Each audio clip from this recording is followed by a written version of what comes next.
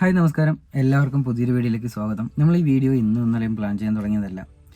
ഒരു 4-5 മാസമായിട്ട് നമ്മുടെ ഏറ്റവും വലിയൊരു സ്വപ്നത്തിൻ്റെ പിറകെയായിരുന്നു കേട്ടോ. അപ്പോൾ അന്ന് മുതൽ ഇന്ന് വരെയുള്ള കാര്യങ്ങളെല്ലാം കൂടെ ചേർത്തിട്ട് ഒരു വീഡിയോ ആയിട്ട് ചെയ്യാമെന്ന് വിചാരിച്ചു. ഏതൊരു സാധാരണക്കാരൻ്റെയും ലൈഫിലെ ഏറ്റവും വലിയ ആഗ്രഹങ്ങളുടെ ഒരു ലിസ്റ്റ് എടുത്തു കഴിഞ്ഞാൽ അതിൻ്റെ ടോപ്പ് പ്രയോറിറ്റിയിൽ വരുന്നൊരു ആഗ്രഹം സ്വന്തമായിട്ട് ഒരു വീട് വേണമെന്നുള്ളത്. ഒരുപാട് ആഗ്രഹങ്ങളുണ്ടെങ്കിലും അതിൽ ഏറ്റവും നമ്മൾ പ്രയോറിറ്റി കൊടുക്കുന്ന ഒരു ആഗ്രഹം എന്ന് പറയുന്നത് അത് തന്നെയാണ് കേട്ടോ. ഒരു സാധാരണ വരുമാനമുള്ള ഒരാളിനെ സംബന്ധിച്ചിടത്തോളം വീട് വയ്ക്കുക എന്ന് പറയുന്നത് വളരെ ബുദ്ധിമുട്ടുള്ള ഒരു കാര്യമാണ്. അത്യാവശ്യം നല്ല ചിലവുള്ള ഒരു പരിപാടിയാണ്. എല്ലാവരുടെ കയ്യിലും ഒരുമിച്ചെടുത്ത് വീട് വയ്ക്കാനുള്ള ഒരു എമൗണ്ട് ഉണ്ടാവണമെന്നില്ല. സോ അതുകൊണ്ടായിരിക്കും പലർക്കും വീട് വയ്ക്കാൻ പറ്റാതെ പോകുന്നത്. നമ്മുടെ കാര്യം ഏറെക്കുറെ ഇതേപോലെയൊക്കെ തന്നെയാണ്. നമ്മുടെ കയ്യിലും വീട് വയ്ക്കാനുള്ള ഫണ്ടോ കാര്യങ്ങളൊന്നുമില്ല. വീട് വയ്ക്കുക എന്നുള്ളൊരു അതിയായ ആഗ്രഹം മാത്രമേ ഉള്ളൂ കേട്ടോ. രണ്ടും കൽപ്പിച്ച് അതിന് വേണ്ടിയിട്ട് ഇറങ്ങാനായിട്ട് പോവുകയാണ്. ഒരുമിച്ച് ഇത്രയും കാശ് എടുത്ത് ചിലവാക്കാനില്ലാത്തത് കൊണ്ട് സ്വാഭാവികമായിട്ട് ഒരു ബാങ്ക് ലോണിനെ ആശ്രയിച്ചിട്ടാണ് നമ്മൾ പരിപാടിയെല്ലാം സ്റ്റാർട്ട് ചെയ്യാൻ പോകുന്നത് കേട്ടോ. അതിൻ്റെ ആദ്യഘട്ടം എന്നുള്ള നിലയ്ക്ക് ഒരുപാട് ബാങ്കിൽ കയറി അന്വേഷിച്ചെങ്കിലും നമുക്ക് ഹോം ലോൺ തരാൻ വേണ്ടിയിട്ട് പല ബാങ്കുകളും മടിക്കുകയാണ് ചെയ്തത് കേട്ടോ. പല ബാങ്കിലും IT റിട്ടേൺസ് ചോദിക്കുന്നുണ്ട്. നമുക്ക് അത്രയ്ക്ക് വരുമാനം ഉണ്ടെങ്കിൽ മാത്രമല്ലേ നമുക്ക് IT റിട്ടേൺസ് ഫയൽ ചെയ്യേണ്ട കാര്യമുള്ളൂ. കാനറ ബാങ്കിൽ നിന്നാണ് ആദ്യമായിട്ടൊരു പോസിറ്റീവ് റെസ്പോൺസ് കിട്ടുന്നത്. അതായത് ലോൺ തരാം, നിങ്ങളുടെ ഡോക്യുമെന്റ്സ് എല്ലാം ക്ലിയർ ആണെന്നുണ്ടെങ്കിൽ ലോൺ അപ്രൂവ് ആവുന്നതിന് പ്രശ്നമൊന്നുമില്ല എന്ന് പറഞ്ഞത് കാനറ ബാങ്കിൽ നിന്ന് മാത്രമാണ്. ലോൺ എടുത്ത് വീട് വയ്ക്കാൻ പലർക്കും പേടിയാണ്. കാരണം എന്ന് പറയുന്നത് ഇതിന്റെ ലോങ് ടൈം ആയിട്ടുള്ള അടവും അതേപോലെ തന്നെ അടഞ്ഞു വരുമ്പോഴത്തേക്കും നമ്മൾ എടുക്കുന്ന എമൗണ്ടിന്റെ ഇരട്ടി അതിലധികമൊക്കെ ആയിരിക്കും അടയ്ക്കേണ്ടി വരുന്നത്. സോ അങ്ങനെ പേടിച്ച് നിൽക്കുന്നവരുണ്ടാവും. അതേപോലെ തന്നെ ഈ ലോൺ എടുക്കാനുള്ള പ്രൊസീജിയർ എങ്ങനെയാണെന്ന് അറിയാത്തവരുണ്ടാവും. ലോൺ എടുക്കാതെ സേവിങ്സ് ഒക്കെ വെച്ചിട്ട് ഒരു വീട് വയ്ക്കാന്ന് വെച്ച് കഴിഞ്ഞാൽ ഓരോ വർഷവും സാധനങ്ങളുടെ വിലയും ലേബർ കോസ്റ്റും എല്ലാം ഇങ്ങനെ കയറി പൊയ്ക്കൊണ്ടിരിക്കും. അപ്പം ഇന്ന് വയ്ക്കുന്ന ഒരു കോസ്റ്റിൽ ചിലപ്പോൾ 5 വർഷം കഴിഞ്ഞാൽ ഒരു വീടുണ്ടാക്കാൻ പറ്റിയെന്ന് വരത്തില്ല. അതുകൊണ്ടൊക്കെയാണ് നമ്മൾ മാക്സിമം നേരത്തെ തന്നെ ഇത് ചെയ്യാൻ വേണ്ടി ശ്രമിക്കുന്നത്. അപ്പോൾ നമ്മൾ ലോണിന് വേണ്ടിയിട്ട് ചെയ്ത പേപ്പർ വർക്കും കാര്യങ്ങളൊക്കെ ഉൾക്കൊള്ളിച്ചിട്ടുള്ള ഒരു വീഡിയോ ആണ്. അപ്പോൾ ഹോം ലോണൊക്കെ എടുക്കാൻ നിൽക്കുന്നവരാണെന്നുണ്ടെങ്കിൽ നിങ്ങൾക്ക് തീർച്ചയായിട്ടും ഈ ഒരു വീഡിയോ ചെറിയ രീതിക്കെങ്കിലും ഉപകാരപ്പെടുമെന്ന് ഞാൻ വിചാരിക്കുന്നു. അങ്ങനെ എല്ലാ കാര്യങ്ങളൊന്നും ഈ വീഡിയോയ്ക്കകത്ത് ഉൾപ്പെടുത്താൻ പറ്റിയിട്ടില്ല. കുറേ കാര്യങ്ങളൊക്കെ ഞാൻ വിട്ടുപോയിട്ടുണ്ട്. എങ്കിലും മാക്സിമം ഉള്ള കാര്യങ്ങളൊക്കെ ഈ വീഡിയോയ്ക്കകത്ത് ഉണ്ട്. ലോൺ അപ്രൂവ് ആയതിനു ശേഷം മാത്രം ഇങ്ങനെ ഒരു വീഡിയോ ഇടാമെന്ന് വിചാരിച്ചിട്ടാണ് ഇത്രയും കാലം വെയിറ്റ് ചെയ്തത്.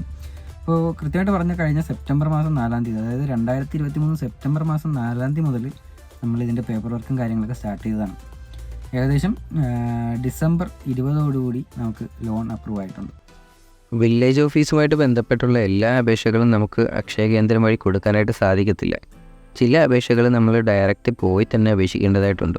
അതിൽ പെട്ടതാണ് ലൊക്കേഷൻ മാപ്പ്, അതേപോലെ തന്നെ ലൊക്കേഷൻ സർട്ടിഫിക്കറ്റ് തുടങ്ങിയ അപേക്ഷകൾ. അപ്പോൾ ഇതിനുള്ള ആപ്ലിക്കേഷൻ ഫോം വില്ലേജ് ഓഫീസിന് തൊട്ടടുത്തുള്ള ഏതെങ്കിലും കടകളിൽ കാണാറുമുണ്ട്. ഇന്നിപ്പോൾ പോവേണ്ടത് പഞ്ചായത്ത് ഓഫീസിലോട്ടാണ്. ബിൽഡിംഗ് പെർമിറ്റിന് വേണ്ടിയിട്ടുള്ള പേപ്പറുകളാണ് ഈ ഒരു ഫയലിനകത്തുള്ളത്. ഓൺലൈൻ അപേക്ഷിച്ചതിൻ്റെ പ്രിൻ്റ് ഔട്ടുകളും അതേപോലെ തന്നെ വയ്ക്കാൻ ഉദ്ദേശിക്കുന്ന വീടിൻ്റെ പ്ലാനും കാര്യങ്ങളൊക്കെയാണ് ഈ ഒരു ഫയലിലുള്ളത്. പ്ലാൻ വരച്ചതും പെർമിറ്റിന് വേണ്ടിയിട്ടുള്ള ഈ പേപ്പർ വർക്കും കാര്യങ്ങളും എല്ലാം ചെയ്തു തന്നത് കൊല്ലം കടയ്ക്കൽ ബേസ് ചെയ്തിട്ടുള്ള സ്ട്രീം ലൈൻ ബിൽഡേഴ്സിൽ വിഷ്ണുവാണ്. ആൾ നമ്മുടെ ഒരു സുഹൃത്തും കൂടിയാണ്. അപ്പോൾ ഈ പേപ്പറുകൾ ഇങ്ങനെ മറിച്ച് നോക്കുന്നതിൽ എല്ലാം ഒന്നും മനസ്സിലായില്ലെങ്കിലും ഒരു പേജിൽ എഴുതിയിരുന്ന ഒരു കാര്യം മാത്രം മനസ്സിലായി. അതാണ് നിങ്ങൾ ഈ കാണുന്നത്. പെർമിറ്റ് ഫീസ് 4024 രൂപ. അപ്പോൾ ഇതിന് പിറകിലായിട്ടിരിക്കുന്നത് നമ്മുടെ ലാൻഡ് ടാക്സ് കോപ്പിയും അതേപോലെ തന്നെ പ്രമാണത്തിൻ്റെ കോപ്പിയൊക്കെയാണ്. ഏറ്റവും അടിയിലായിട്ട് നമ്മുടെ ബിൽഡിംഗ് പ്ലാനും കാര്യങ്ങളും ഇരിപ്പുണ്ട്. അപ്പോൾ ഇതാണ് നമ്മുടെ പ്ലാൻ. ഇതിനകത്ത് എലിവേഷനും അതേപോലെ തന്നെ സൈറ്റിൻ്റെ ഡീറ്റെയിൽസും ബാക്കി കാര്യങ്ങളെല്ലാം കാണിച്ചിട്ടുണ്ട്. മാത്രമല്ല നമ്മുടെ രണ്ടുപേരുടെയും സൈനും ഈ ഒരു പ്ലാനിനകത്ത് വേണം. അതിന് അടിഭാഗത്തായിട്ട് നമുക്ക് സൈൻ ചെയ്യാനുള്ളൊരു സ്ഥലം കൂടെ അതിനകത്ത് ഉണ്ടായിരുന്നു കേട്ടോ. അപ്പോൾ സൈനൊക്കെ ചെയ്തിട്ടാണ് നമ്മൾ കൊണ്ടുപോകാനായിട്ട് പോകുന്നത്. അപ്പോൾ ഇതാണ് നമ്മുടെ പഞ്ചായത്ത് ഓഫീസ്, കടയ്ക്കാവ് ഗ്രാമപഞ്ചായത്ത്. ആദ്യം തന്നെ ഈ ഒരു സത്യവാങ്മൂലം ഫില്ല് ചെയ്ത് കൊടുക്കാനായിട്ടാണ് തന്നത്. അങ്ങനെ ടോക്കണൊക്കെ എടുത്ത് ഇങ്ങനെ ഇരുന്നപ്പോഴാണ് ഒരു കാര്യം ശ്രദ്ധിച്ചത്. ടോക്കണിലെ ഡേറ്റ് 13, സമയം വൈകിട്ട് 6:15. എന്താണ് സംഭവിച്ചതെന്നുള്ള കാര്യം അറിയില്ല. എന്തായാലും 10 മിനിറ്റ് വെയിറ്റ് ചെയ്തപ്പോൾ നമുക്കുള്ള ടേണായി. നമ്മുടെ ഒറിജിനൽ പ്രമാണമൊക്കെ വാങ്ങിച്ചവർ നോക്കിയിട്ടുണ്ടായിരുന്നു. ഇതേ എല്ലാം കഴിഞ്ഞ് ഫീസും അടച്ചിട്ട് ഇറങ്ങിയിട്ടുണ്ട് കേട്ടോ. പെർമിറ്റിന് നമ്മൾ പഞ്ചായത്തിൽ അപേക്ഷ കൊടുക്കുമ്പോൾ അവിടെയും ഫീസ് അടയ്ക്കേണ്ടതായിട്ടുണ്ട്. അത് 300 രൂപയാണ് എൻ്റെ ഫീസ്. വീടിൻ്റെ സ്ക്വയർ ഫീറ്റ് കൂടുന്നതിനനുസരിച്ചിട്ട് അപേക്ഷാ ഫീസും കൂടും. ഇനിയിപ്പോൾ ഇവിടുന്ന് സൈറ്റ് വിസിറ്റ് ചെയ്തതിന് ശേഷം മാത്രമായിരിക്കും നമുക്ക് പെർമിറ്റിന് അപ്രൂവൽ കിട്ടുന്നത്. ഏകദേശം 15 ദിവസത്തോളം സമയമെടുക്കുമെന്നാണ് പഞ്ചായത്ത് ഓഫീസിൽ നിന്ന് അറിയാൻ കഴിഞ്ഞത്. അപ്പോൾ പഞ്ചായത്തിൽ നിന്ന് ഇറങ്ങിയിട്ട് നമ്മൾ നേരെ പോയത് വില്ലേജിലോട്ടാണ് കേട്ടോ. 4-ാം തീയതി നമ്മൾ ലൊക്കേഷൻ സ്കെച്ചിനും മാപ്പിനും വേണ്ടിയിട്ടുള്ള ഒരു ആപ്ലിക്കേഷൻ കൊടുത്തിരുന്നു. അതിൻ്റെ സ്റ്റാറ്റസ് അറിയാൻ വേണ്ടിയിട്ട് പോയതാണ്. അപ്പോൾ നമ്മൾ വില്ലേജ് കയറിയായിരുന്നു കേട്ടോ. സെപ്റ്റംബർ 4-ാം തീയതി കൊടുത്തതാണ്. ഇതുവരെ അവർ എഴുതി വെച്ചിട്ടില്ല. നമ്മൾ ഇടയ്ക്ക് വന്ന് തിരക്കില്ല, അതാണ് പറ്റിയത്. എന്തായാലും ഇപ്പോൾ നമ്പർ എഴുതി വാങ്ങിച്ചിട്ടുണ്ട്. പുള്ളി വന്ന് വിളിക്കണം. അപ്പം ഈ ഒരു കാര്യത്തിന് വേണ്ടി ഇങ്ങനെ എപ്പോഴും ലീവൊന്നും എടുക്കാൻ പറ്റത്തില്ല. അപ്പോൾ ഇന്നിപ്പോൾ ഇറങ്ങിയ സ്ഥിതിക്ക് ഇന്ന് എല്ലാ കാര്യങ്ങളും കൂടെ ഒരുമിച്ച് നടത്താമെന്നുള്ള പ്ലാനാണ്.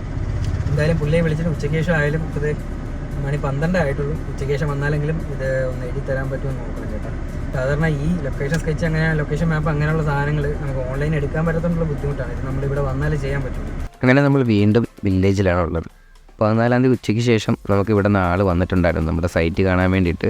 അപ്പോൾ അത് കഴിഞ്ഞ് 2 ദിവസം കഴിഞ്ഞപ്പോഴത്തേക്ക് ഇവിടെ നിന്നൊരു കോൾ ഉണ്ടായിരുന്നു, സർട്ടിഫിക്കറ്റ് റെഡിയായെന്നും പറഞ്ഞ്. അങ്ങനെ സർട്ടിഫിക്കറ്റ് വാങ്ങിക്കാൻ വേണ്ടിയിട്ടാണ് നമ്മളിപ്പോൾ വന്നിട്ടുള്ളത്.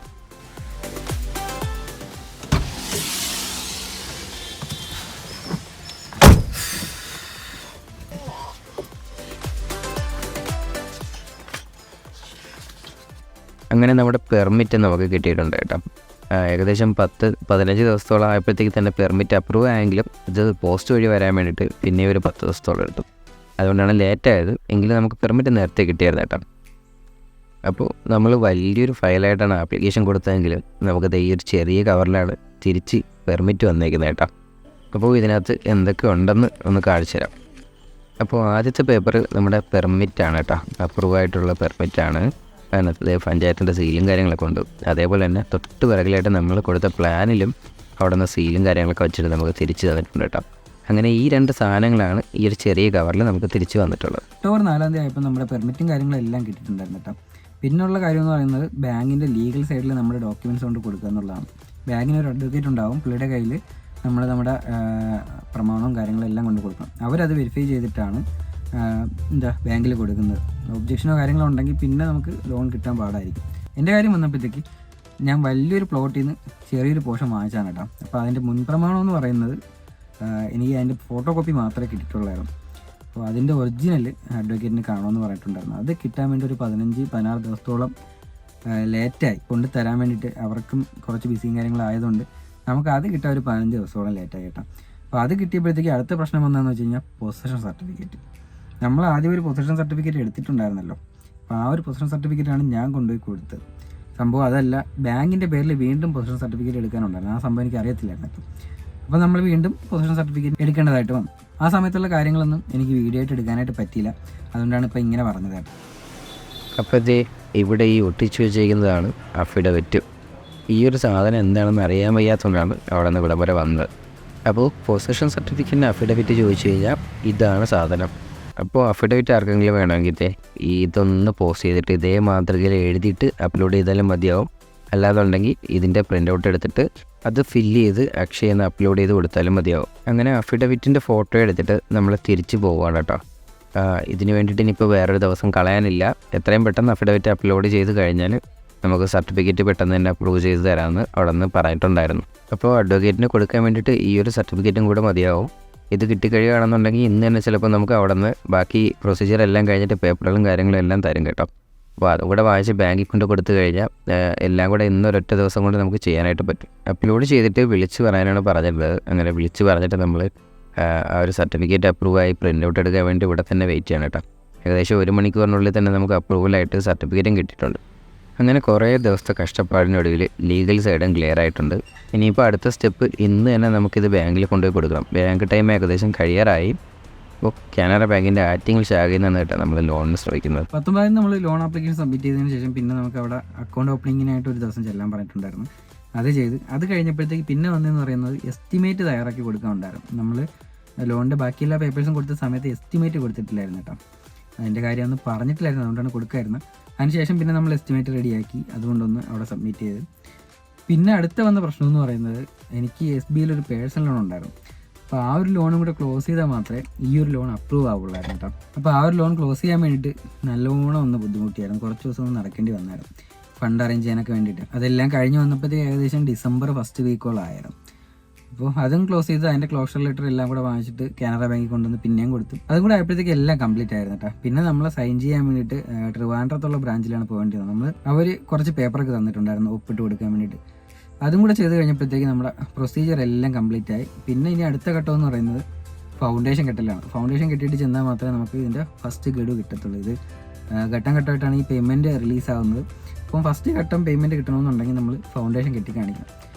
അപ്പം SBI ലോൺ ക്ലോസ് ചെയ്യാൻ വേണ്ടി തന്നെ നല്ലൊരു എമൗണ്ട് ആയിരുന്നു. ഫൗണ്ടേഷൻ കിട്ടാൻ വേണ്ടിയിട്ട് കുറച്ച് ഇങ്ങനെ ഫണ്ട് അറേഞ്ച് ചെയ്തുകൊണ്ടിരിക്കുകയായിരുന്നു. അതുകൊണ്ടാണ് ഡിസംബർ 20-ാം തീയതി നമുക്ക് ലോൺ അപ്രൂവ് ആയതാണ്. പിന്നെ അത് ഇത്രയും ദിവസം ഫൗണ്ടേഷൻ കിട്ടാനുള്ള ഫണ്ട് അറേഞ്ച് ചെയ്തുകൊണ്ടിരിക്കുകയായിരുന്നു. അതുകൊണ്ടാണ് അപ്പോൾ അതും കൂടെയൊക്കെ അറേഞ്ച് ചെയ്തതിന് ശേഷം ഇങ്ങനൊരു വീഡിയോ ഷൂട്ട് ചെയ്യാമെന്ന് വിചാരിച്ചു. അപ്പോൾ ഇത്രയൊക്കെയാണ് നമ്മൾ ലോണിന് വേണ്ടിയിട്ട് ചെയ്ത കാര്യങ്ങൾ. ഇന്നത്തെ വീഡിയോയിൽ ഇത്രയും കാര്യങ്ങളൊക്കെ ഉള്ളൂ. ഇനി വരുന്ന വീഡിയോസിൽ നമ്മളെ വീട് പണിയായിട്ട് ബന്ധപ്പെട്ടുള്ള ബാക്കി കാര്യങ്ങളൊക്കെ ഉണ്ടാവും. അപ്പോൾ കാണാൻ താല്പര്യമുള്ളവർക്ക് നമ്മുടെ ചാനൽ സബ്സ്ക്രൈബ് ചെയ്യാം. അപ്പോൾ അടുത്തൊരു വീഡിയോയിൽ കാണാം. അതുവരേക്കും എല്ലാവർക്കും ബൈ.